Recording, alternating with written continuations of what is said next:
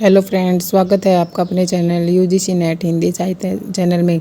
नामकरण की सीरीज में आज हम पढ़ेंगे मिस्र बंधु विनोद को। ठीक है, मिस्र बंधु विनोद ग्रंथ है और मिस्र बंधुओं ने लिखा था। ये 3 भाई थे। इनके जो पहला जो 4 भागों में इसको बांटा गया था। इसके जो 3 भाग थे वो 1913 में प्रकाशित हुए थे और जो चौथा भाग है वह 1934 ईस्वी में प्रकाशित हुआ था।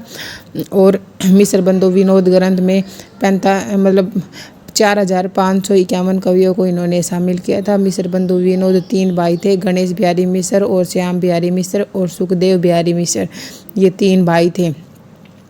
और इससे पहले गिरीशन ने नामकरण और काल विभाजन कर चुके थे, पर मिस्र बंधु विनोद जो थे बंधुओं ने इसको एक सुव्यवस्थित रूप से इसका नामकरण और विभाजन किया था।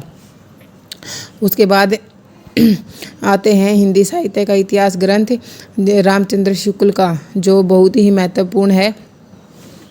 हिंदी साहित्य का इतिहास ग्रंथ 1929 ईस्वी में प्रकाशित हुआ था। रामचंद्र शुक्ल के द्वारा लिखा गया था।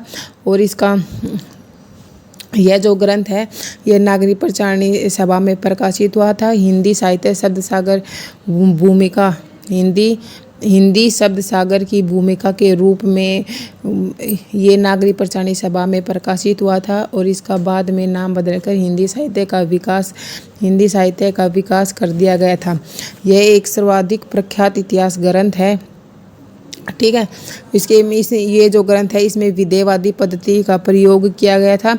इस हिंदी साहित्य के इतिहास ग्रंथ में रामचंद्र शुक्ल के द्वारा विदेयवादी पद्धति का इन्होंने प्रयोग किया था। और जो अपभ्रंश के जो साहित्य थे उसको हिंदी साहित्य के से अलग किया था। अपभ्रंश का साहित्य और हिंदी साहित्य को इन्होंने अलग अलग कर दिया गया था। यह जो ग्रंथ है यह संपूर्ण इतिहास का एक तार्किक एवं सुव्यवस्थित काल विभाजन इसमें किया गया था। इससे पहले जितने भी ग्रंथ लिखे गए थे उसमें सबसे अच्छे तरीके से तार्किक व सुव्यवस्थित इसमें काल विभाजन किया गया था। आज के लिए इतना ही।